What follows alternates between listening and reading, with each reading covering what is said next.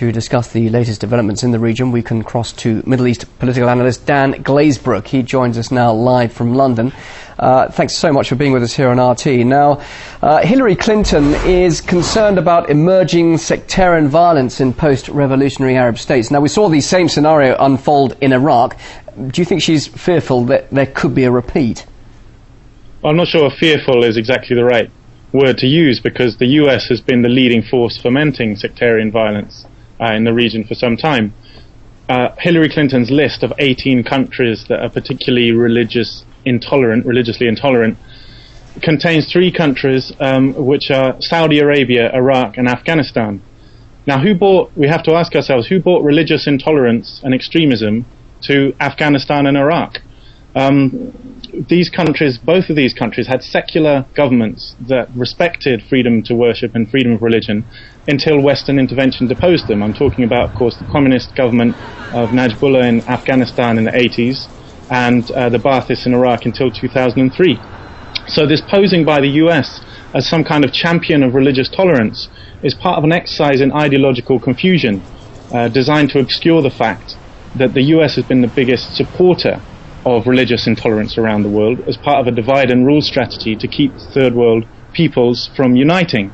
And this is, of course, a strategy they inherited from the British Empire. Let's not forget that the aggressive anti-Shia ideology practiced by Al-Qaeda and the Saudi royal family is Wahhabism, which was nurtured and built up by the British in the 19th century in order to divide the Muslim world and weaken the Ottoman Empire. Now, this strategy worked very well for the British, who were eventually able to defeat the Ottomans and put in place the Jordanian and Saudi royal families, who are still in place to this day. So for the West to be now posing as this great force for religious tolerance is a disgusting joke, frankly, that we only fall for because of our deep ignorance of our own historic role in the region.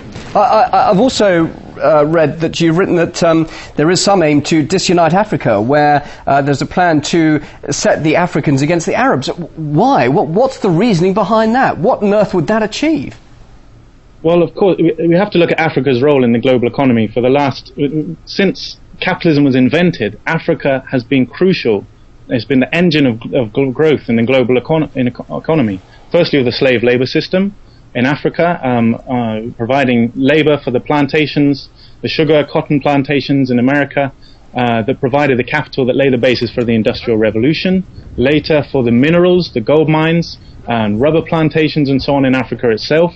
And more recently, the IMF has been extorting Africa for debt and so on. So the real fear of the West is that Africa unites and is able to break free from this colonial grip that it's been in for hundreds of years. And who was the leading force behind uniting Africa was Libya under Gaddafi's rule.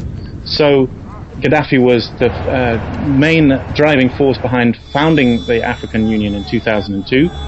And his country was the main financial contributor to the 3 main big financial institutions of the African Union: the African Central Bank, the Investment Bank, and the African Monetary Fund. Between them, they would have posed a huge challenge to IMF hegemony, International Monetary Fund hegemony of Africa, and the currency that Libya was proposing, gold-backed dinar, would have been a huge challenge to the role of the dollar, pound, and the franc as the main currencies in Africa.